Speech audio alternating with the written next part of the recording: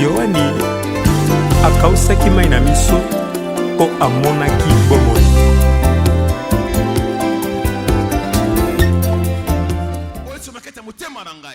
Tout ce que j'ai, c'est mon cœur. C'est ce souffle que tu m'as donné. Et ce soir, je te la donne. Je te donne mon souffle, je te donne mon cœur, je te donne tout. Je ne mérite pas d'être là ce soir. J'ai raté des accidents mortels.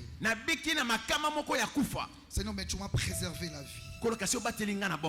Et ce soir, tu as préservé l'église. Tu as préservé nos familles du danger. Et nous sommes là ce soir sains et saufs. Et en train de traverser pour entrer dans une nouvelle sphère de notre vie. Voilà pourquoi je te dis merci. C'est le mot le plus simple que je peux te dire. Je n'ai même pas de mots pour te dire, pour t'exprimer mon amour envers toi. Il n'y a aucune personne dans ce monde qui peut m'aimer comme toi. Dans mes faiblesses, dans mes faiblesses, tu m'as supporté pendant 366 jours. Tu as été là, Seigneur. L'ennemi est venu de jour et de nuit. La peste est venue, la maladie est venue. La mort, n'en parlons même pas. Merci, Seigneur, pour ce peuple de Dieu que nous a donné ce soir. Merci pour ce privilège. Saint-Esprit, viens. Moi, je ne suis qu'un instrument, Seigneur. Nous sommes des instruments, moi et mon mari. Mais c'est toi qui as la bonne parole à donner. La vraie bénédiction vient de toi, Seigneur. Nous voulons entrer dans la sphère prophétique ce soir et parler comme Esaïe a parlé, comme Ézéchias a parlé, comme Ézéchiel a parlé, comme Amos a parlé, comme Jérémie a parlé. Nous voulons nous associer parmi les prophètes pour parler, afin que ton peuple ait la paix, la joie. Te bénissons, grand roi. Nous t'acclamons majestueusement. Au nom de Jésus, acclame Dieu.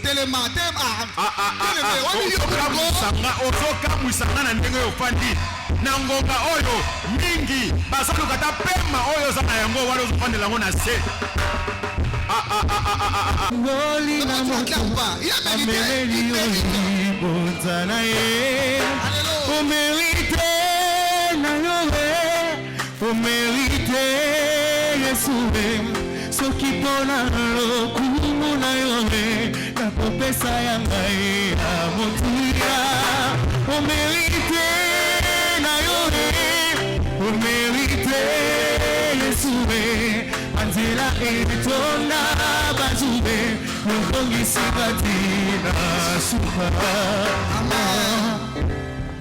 Merci. Nous allons lire rapidement la parole de Dieu. Nous allons passer à d'autres programmes. Alléluia. Amen. Et je demanderai à tous ceux qui n'ont pas la bouteille de ta bouteille de Saint-Saëns d'aller vite acheter ça. Je sais pas comment tu vas faire. Aujourd'hui, tout le monde doit prendre le son de Jésus pour la traverser. Et la partie qui va rester, tu vas le mettre sur tes lintons. Afin que l'esprit de mort, quand ça passera cette nuit, ou au mois de janvier, ou au mois d'avril, trouvera le sang de Jésus. Si le sang de taureau, si le sang de bouc ont écarté la mort des enfants des Israéliens, et a pour forte raison le sang de Jésus.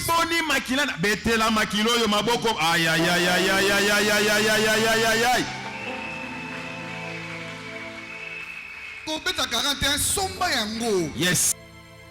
Alléluia. Ésaïe 55.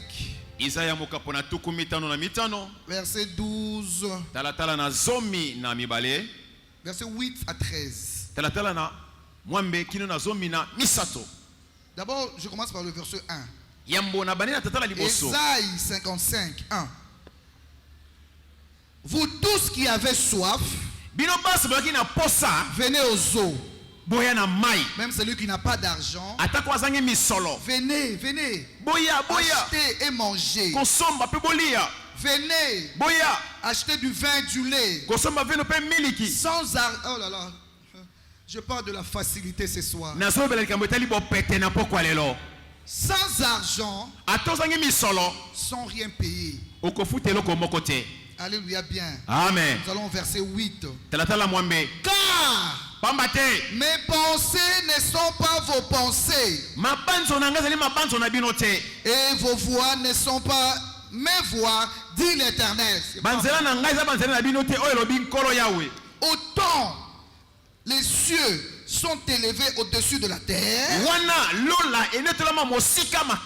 autant mes voix sont élevées au-dessus de vos voix. Et mes pensées au-dessus de vos pensées. Écoutez, excellent enfant de Dieu. Quand la pluie et la neige descendent des cieux, et n'y retourne pas sans avoir arrosé, fécondé la terre, et fait germer le plant, sans avoir donné de la sémence au semeur, et du pain à celui qui mange, ainsi en est-il de ma parole qui sort de ma bouche. Elle ne retourne pas à moi sans effet. Je déclare ce soir que toute parole qui sortira en ces lieux ne retournera pas chez toi sans effet. Il y aura des effets immédiats. Alléluia bien. Amen. Comme cette maman a été arrosée, ce matin je l'ai arrosée, et après quelques heures elle a vu le miracle. Alléluia bien. Amen. Alléluia bien. Amen. Et vous sortirez avec joie. Tu vas dire amen? Est-ce que tu veux sortir? Bientôt tu vas sortir, non? Bientôt tu sortiras, non? Tu vas sortir comment? Avec joie. Avec joie. Et vous serez conduits en paix.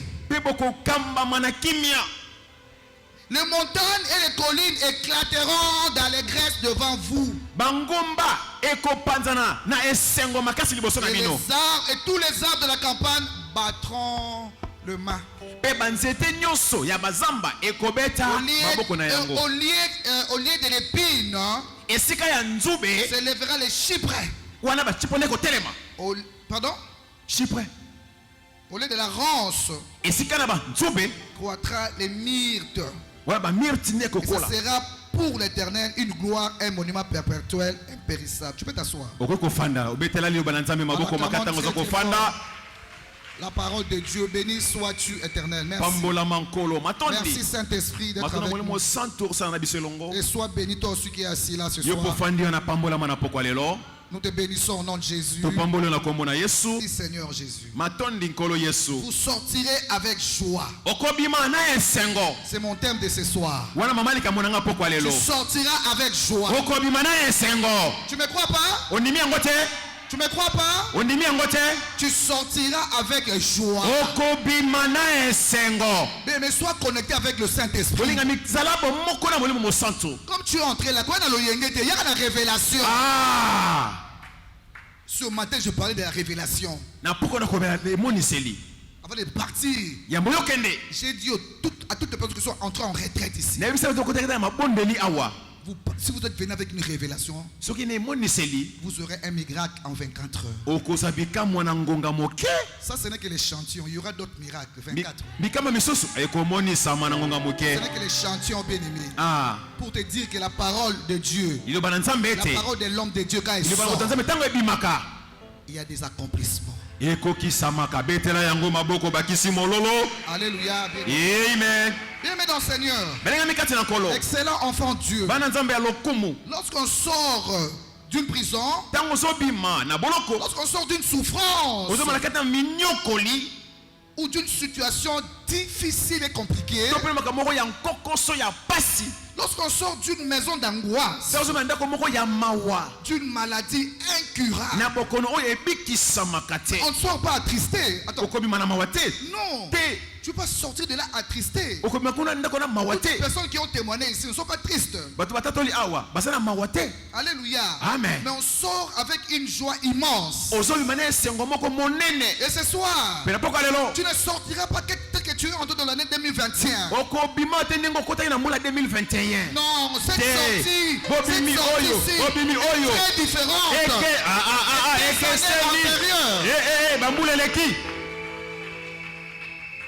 Je te parle en tant que prophète. Dieu m'utilise quand il veut. Quand il veut. Dans tous les dons qu'il veut. Ce soir, nous serons de prophètes pour toi. Alléluia, bien. Bien-aimé dans le Seigneur. Certes, l'an 2021 n'a pas toujours été une mauvaise année pour plusieurs. Pour d'autres personnes, on a écouté les témoins ici, ce sont mariés. Il y en a qui ont changé de maison. Il y en a qui ont voyagé. Amen, amen. Amen. Il y en a qui ont fait des plaisirs. Dieu a béni. Dieu ne dit pas que il y a aussi les cas qui ont réservé le meilleur pour la fin. Amen. Mais il y a des gens quand même qui ont vu la fin de Dieu.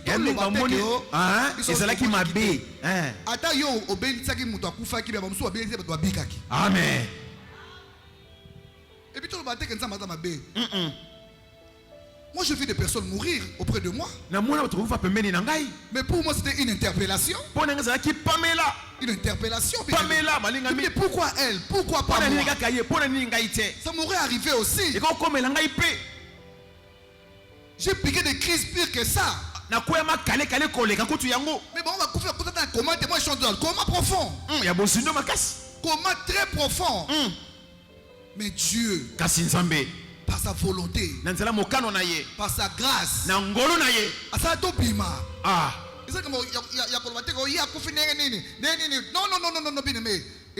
volonté ensemble. Amen. Alléluia, bien. Amen. Plusieurs ont aussi vu la main de Dieu.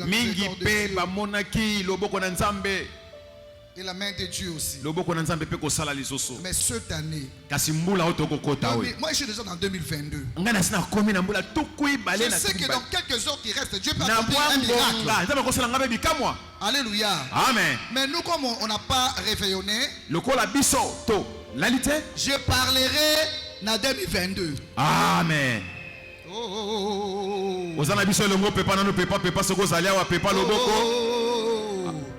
Le Seigneur te dit que tu sortiras avec joie. Et tu seras conduit en paix. Les montagnes et les collines éclateront d'allégresse. Ah. Cette sœur, elle a reçu la faveur de Dieu. C'est la faveur. Et ce matin, j'ai déclaré la faveur de Dieu. Je le fais aussi ce soir, la faveur de Dieu. Tu peux être belle, bien habillé, bon garçon chic, bon mais lorsque tu n'as pas la faveur de Dieu, rien ne marchera. La faveur de Dieu attire les bonnes choses vers toi. Reçois la faveur de Dieu ce soir. 2021, 22, c'est l'année de la faveur de Dieu dans ta vie. C'est l'année de la différence. C'est l'année de la paix et de la joie. Bien-aimé. Tu fais semblant de gossipela. Tu fais semblant de gossipela. Alléluia, bien. Amen. Comme Dieu t'a donné aussi un beau visage, une belle figure, les gens croient que tu es bien. On a courte joie. Ah. De courte joie. Les courtes joies. Bisengo ya ngonga muke. Mais les courtes joies na. Na ko longolango na poko na. Tu vivras ce que tu es réellement. Okobika oyo peto zali ya solo. Yangote. Yangote. Yangote. Ozongenga. Okufakala. Oh. On te montre la massacre là-bas. On est sengoté. On me la prend le souci. Mais je parle à quelqu'un. Sanga et le souci. Amen. C'est Jésus-Christ qui peut éradiquer. La Bible déclare. Venez à moi. Tout ce qui est fatigué et chargé. Je vous donnerai du repos. Je vois quelqu'un ce soir. On a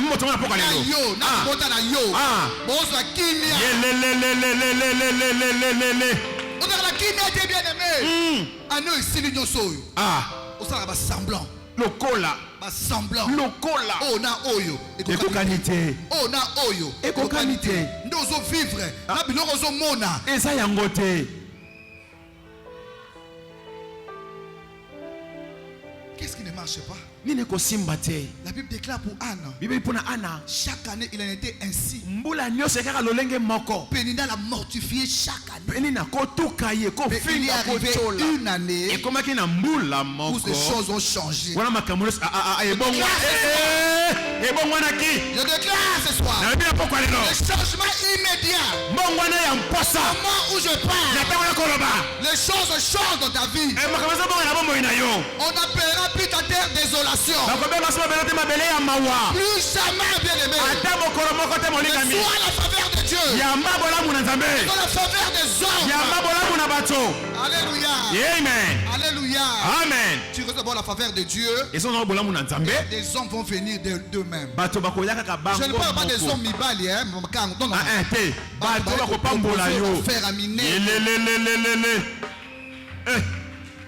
Tu ne forceras pas les choses. Ce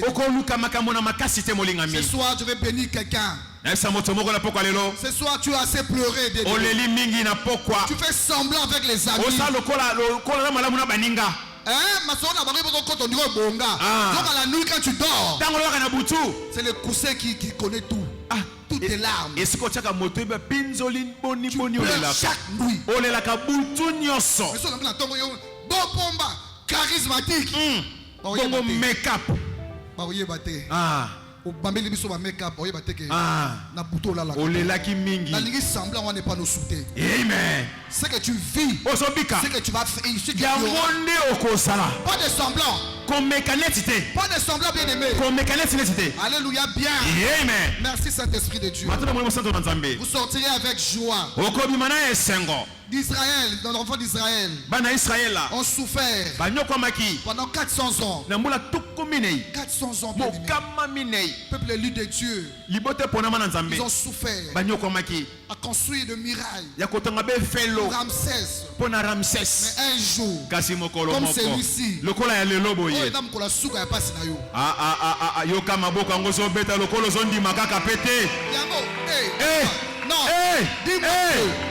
Et l'autre est ici la gâté. Dans notre vie bien aimée, dans la vie des enfants de Dieu, même quand tu enfantes un enfant, il y a des étapes, Des étapes où l'enfant est né, on l'aide. L'étape où il ne sait pas marcher, il se lève, il tombe. Après, il commence à marcher. Mais il est là où il est. Oh. C'est la même chose. Bien aimé,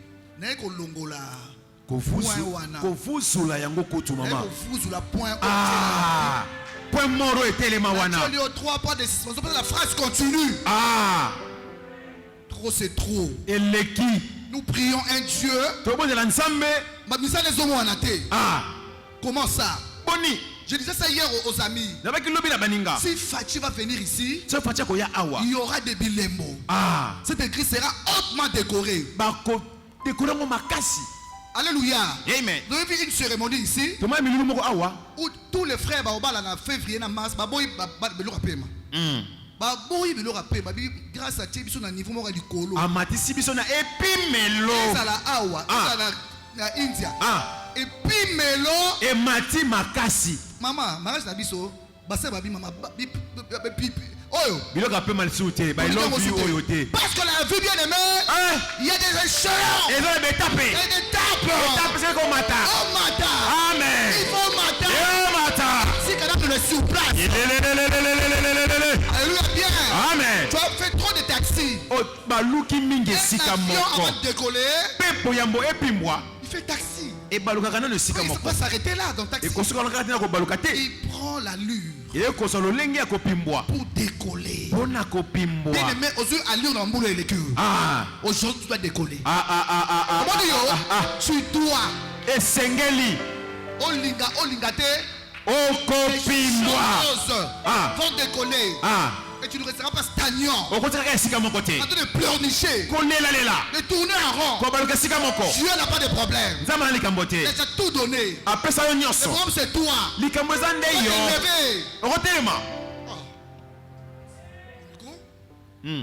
Libala. Mukoni pe étape libala olongwa. Mukoni pe étape ya mpia ke olongwa. Amen. Le aussi $100. L'obi est qu'il n'y a ceci dit quoi? Zéro coûte c'est belé. Mais au fin d'une yo. Une vie qui n'a pas de progrès. Bon moi bon toi exalité. C'est quoi ça? Nini oyo.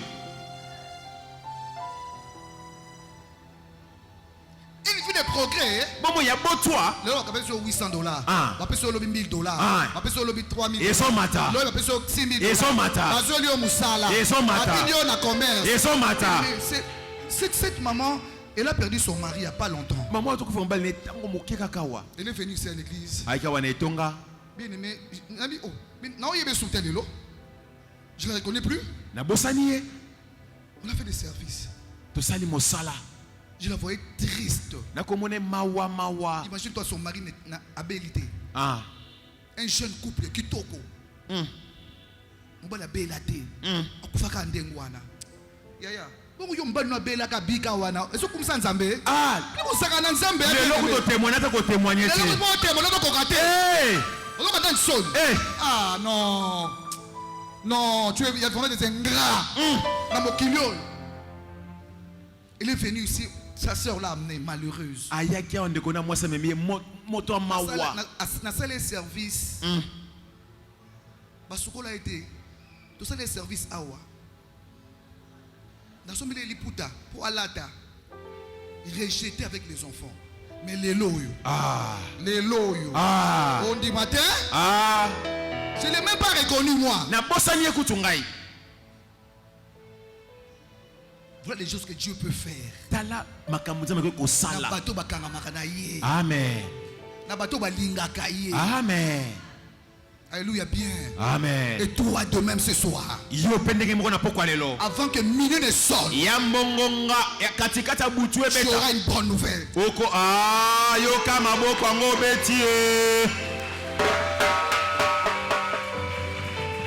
Avant que minuit ne sonne.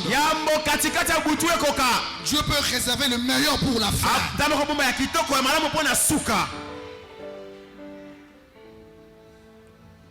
Si vous avez un nzela minuit wana si vous avez bien aimé les autres kango wana kaka elo mozo salama ya sikezo kota mbala moko pour liloba o eza semence la Bible déclare un semeur lorsqu'il plante moloni tanga kolona mbule beti et arroser ma plante wana ezonga ka pamba te il faut ebota mbuma et bongo nzambe na lola yes mais seulement alobi mes voix banzela na ngai ne sont pas vos voix. Et ça banzela na bino te. Peut-être biso ngako aider nzambe.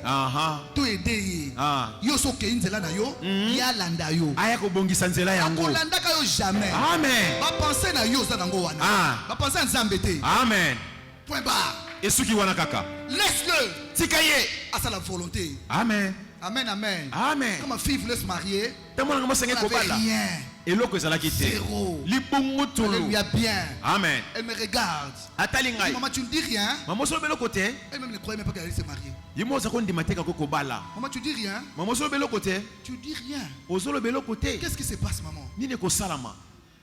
Aucune démarche, aucune chose. Et là, comment c'était que les alliés, là, comment côté. Est-ce qu'il y a maman? Dis, ma fille. Moi, je n'ai rien. Mais il y a un Dieu quelque part. Nous servons un Dieu vivant. C'est Dieu qui peut amener des gens de zéro à héros.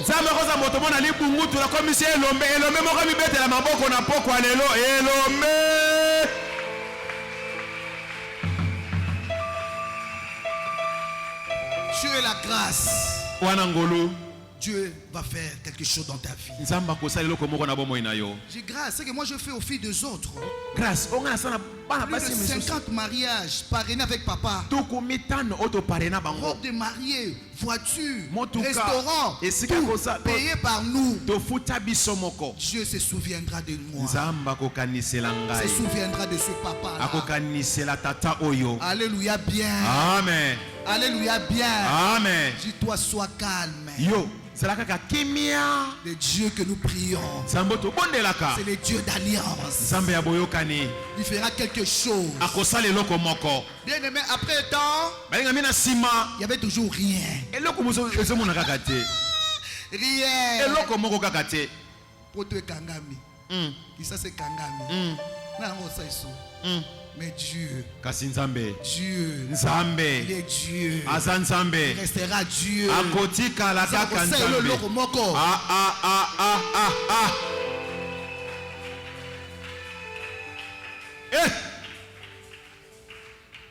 Alléluia bien. Amen. Alléluia bien. Amen. Je lui ai dit, moi mon rôle c'est de t'éduquer. Enseigner la vision. Que tu es mal ou non. Elle vous l'a dit ici.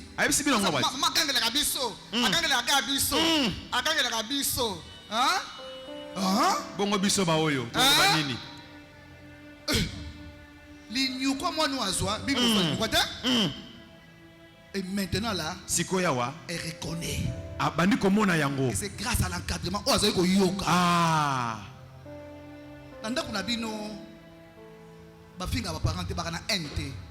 Tu peux bouder chez vous. Nous tous on a boudé chez nous. Na tonga para nangate. Mabe comme na mwana, souka bimiri ba lo sham. Ko tonga papa la bango, ko tonga mama na ye, ndeko ba mabe.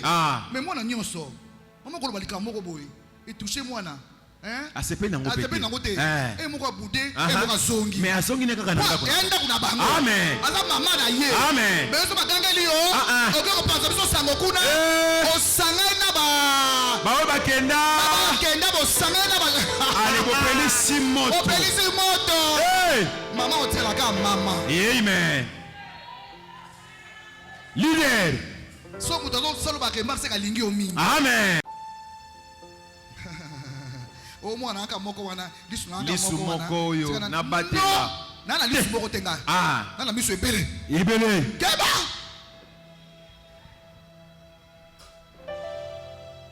Tu ne sors même pas chez moi.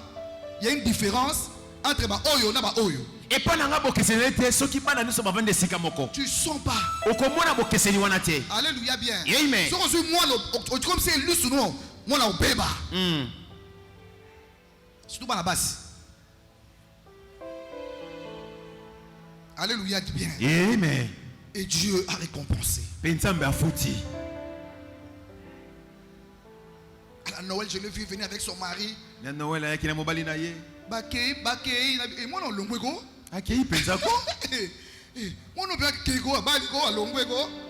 Alléluia bien. Amen. Mais Dieu est bon. Zamba samalamo. Dieu est bon. Azamalamu. Ainsi, boye. Les enfants d'Israël Bana Israël ne sont pas sortis mains vides. Babimaki maboko pambate. Loba nangai, maman, je ne sortirai pas les mains vides. Maman, je ne sortirai pas mains vides. Ba nenyo solo ma ba mains vides.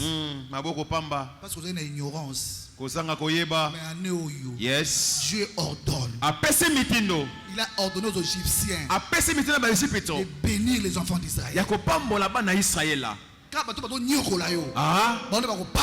Betela nzambe maboko maboko maboko maboko maboko. Chèque en blanc. Yes. Et tu vas le toucher au nom de Jésus. Okosimba ngona kombo na Yesu. Bana Israël bakata na tokate. Eloko moko te. Bakata na eloko te. Ah. Bakina kiti te. Ah. Bakina eloko te. Mais ta bazo bima. Na pekisi yo obima main vide. Amen. Je t'interdis Na pekisi yo de sortir kobima de 2021. Na 2021. 2022 le main vide. Maboko pamba. Na pekisi yo na kombo na Yesu. Elelelelelelele.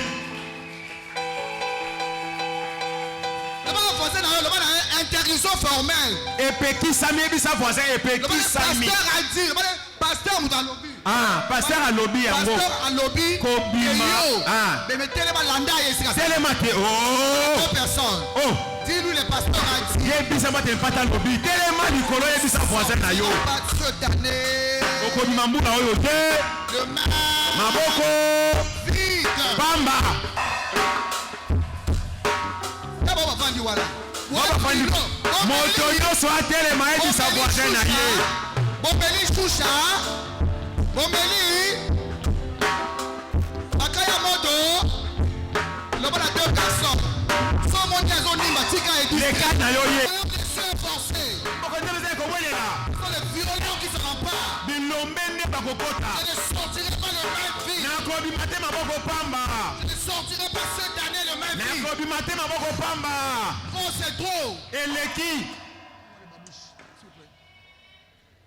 Je ne sortirai pas le même vie. Nakobima te maboko pamba. Jamais. Te. Jamais. Te. Jamais. Te. Je ne sortirai pas le même vide. Nakobima maboko pamba te. Ce bango mama bo pamba bango. Ah, etali bango. Bango. Ah. Bango. Ah. Je parle à une personne. Nebela moto moko. Mais vous que siko yo. Ah. Oh bah on est l'autre côté. Ah. Pas en Israël. Ah. Ils avaient rien. Bazaki pe neloko moko te. Jusqu'à ce qu'ils prennent la Sainte Seine. Keno ba melaki elambo. Ils avaient rien. Eloko koka moko te. Ils avaient rien. Eloko te. Ils avaient rien. Eloko te. Mais quand ils sont sortis, Tango babimaki. ils sont sortis avec des grands biens. Babimina biloko ebele. Assieds-toi. Fanda. Dis je sortirai avec des grands biens. Nakobimana biloko ebele loba yango makasi. Dis moi. Ngai. Moi. Ngai. Anambula. Si ton nom. Tanga kombo na yo. Loba yo mo tu nerono na pata dans chor. Ah. Moi. Ngai. Moi. Ngai. Tanga kombo na yo bien. Ta kombo na malamo. Moi. Ngai. Je ne sortirai pas le même vide. Nakobima te maboko pamba.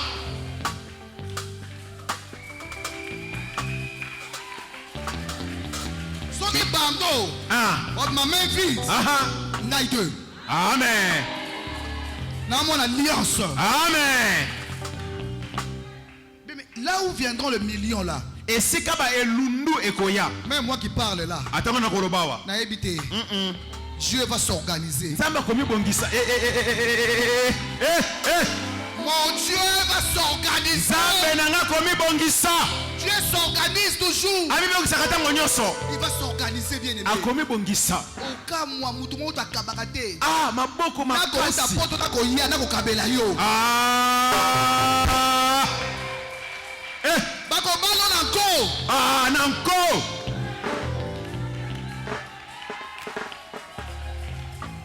Moi mutu wana. Le ba kuta na yo te. Ah. Soit solo na yo déjà. Abalo nanko. Akobalo nanko. Aïe aïe aïe aïe aïe aïe aïe aïe aïe aïe aïe aïe. Je te fixe et je te parle. Je te fixe et je te parle. Tu ne sortiras pas le même fil. Cette église, c'est une église de millionnaires. Dieu me l'a dit. Une église d'excellence. Tu auras une affaire excellente. Ton mariage. Un mariage excellent. Excellent, bien aimé. Tu ne mentiras plus jamais.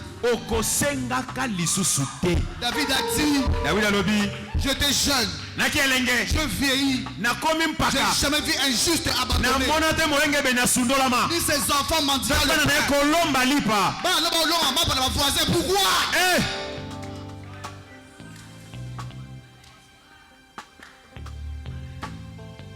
Est-ce que tu comprends? Ah.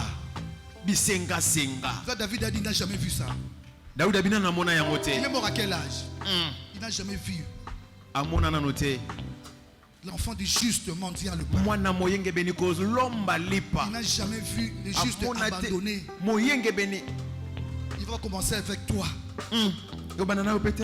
Ah banana yo te? Abandonné yo. Ah. Nandengini. Na sens. Na sens ni. Ah. Obeli obiki. Au seul accident obiki. Obiki. Obiki. Obiki. Obiki. Obiki.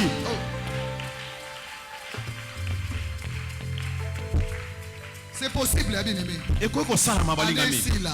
Ah. Na bela te. Janvier ti décembre. Ya te on a qui manque te retraite naza. Zamba naza. Amen. Donc le baptême naza. Ah. Donc le matin naza. Nasa. Donc le boy naza. Asa. Dieu nous rajeunit chaque jour. Zamba comme ça kenge lenge mokolo na mokolo. Il est Dieu, il reste Dieu. Comme mon fils a témoigné là. Ah. Ils sont malades, hein? Et où t'as vu?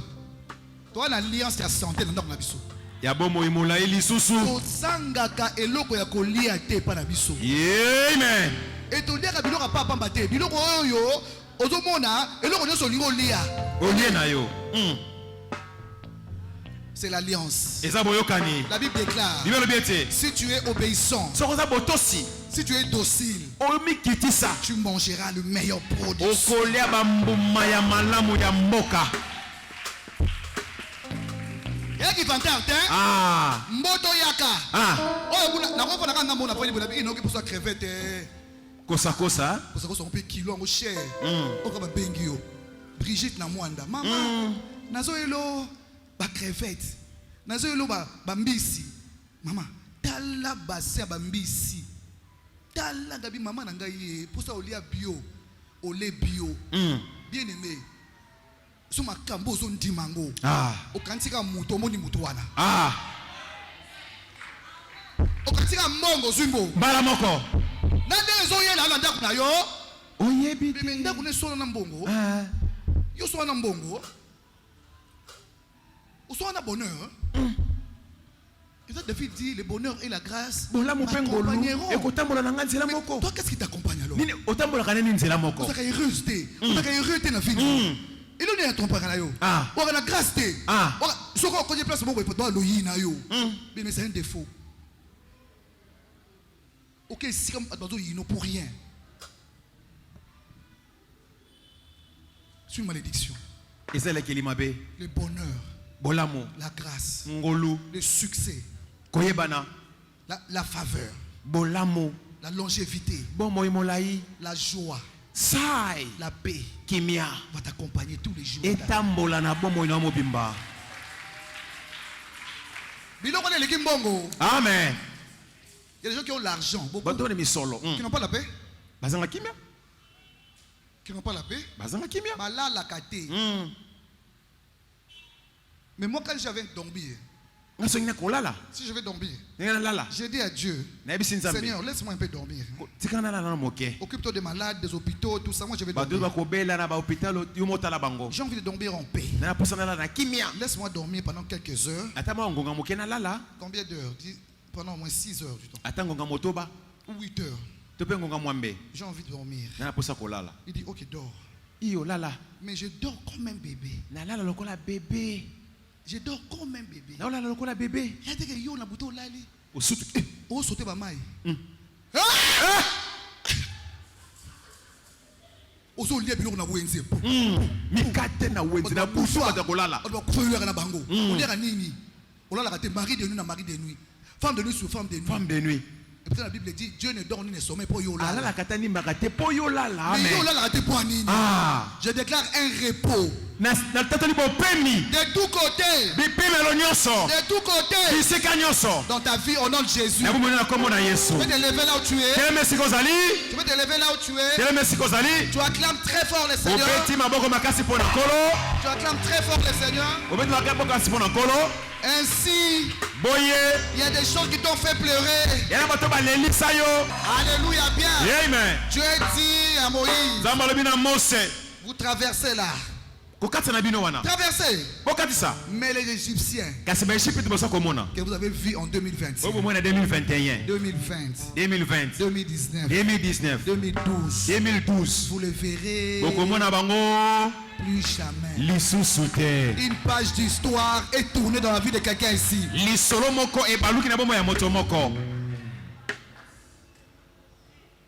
Une page d'histoire vient d'être tournée. Et une autre commence.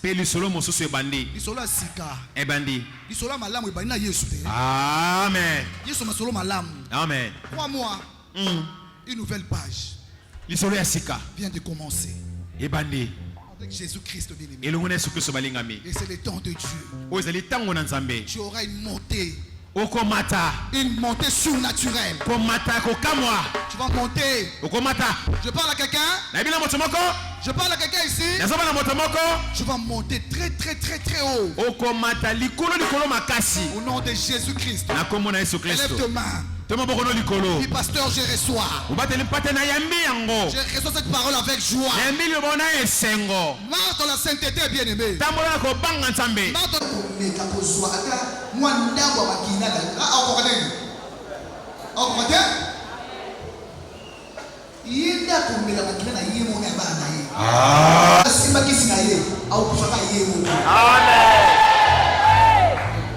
Amen. J'ai dit on se lève et d'autres qui sont assis. Je ne sais pas pourquoi. On est resté au moins 3 mois debout entre les paroles. Sans compter au moment où vous êtes là. Mais yo, tu as écouté, au général, au lieu de vous foutre dans le souka. Il y a avant moi. Yo, il y a maman, pas la vie, on va piéter. Yo, il y a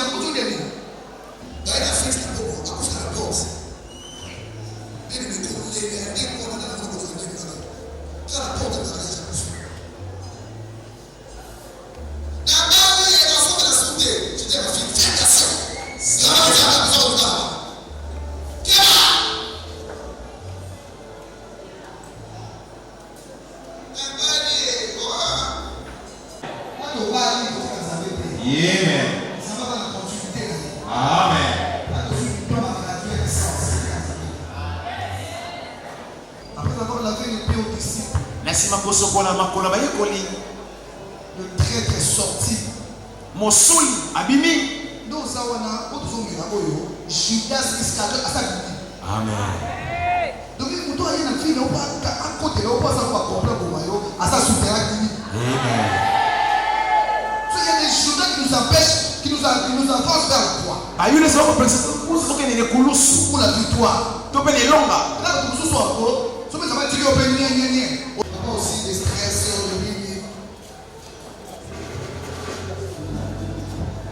mais Dieu nous préserve toujours la vie. Malgré les combats, Dieu est là.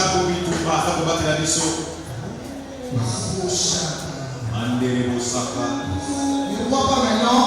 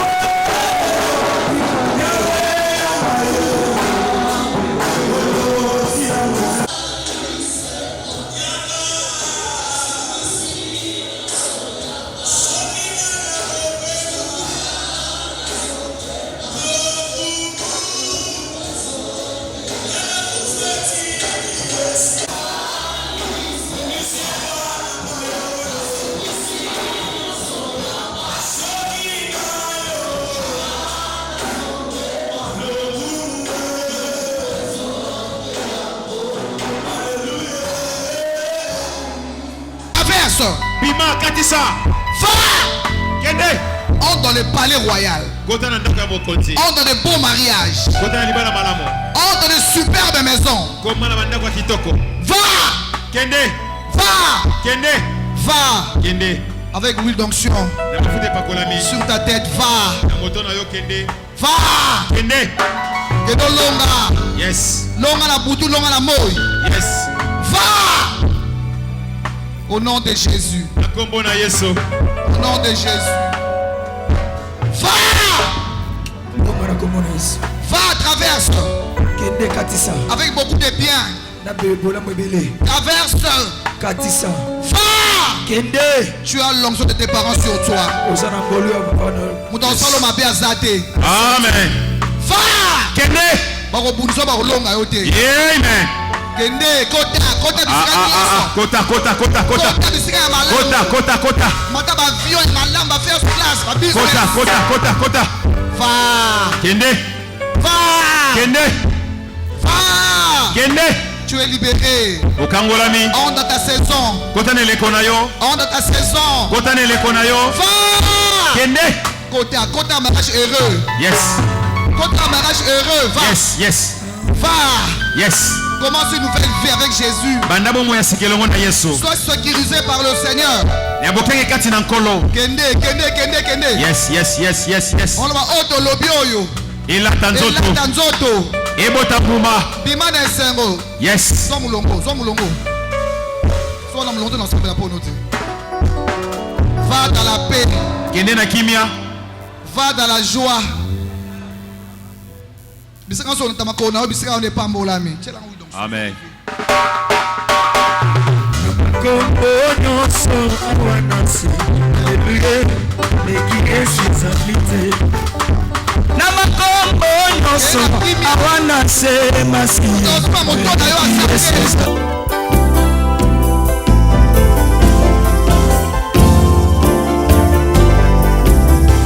Notre grande communauté CEC, nous avons commencé 3 mois de prière. Et nous avions chuté aujourd'hui, le 31 décembre 2021, pour entrer à l'année 2022. Sur ce, je bénis l'Éternel, notre Dieu, qui nous a protégés, qui nous a soutenus, malgré les difficultés, malgré les problèmes, malgré le temps mauvais. Mais Dieu nous a soutenus, et j'espère que c'est ton cas aussi. Dieu t'a soutenu, a soutenu ta famille. Même si tu as perdu quelqu'un en famille, Dieu est là, Dieu était là, il a fait de grandes choses.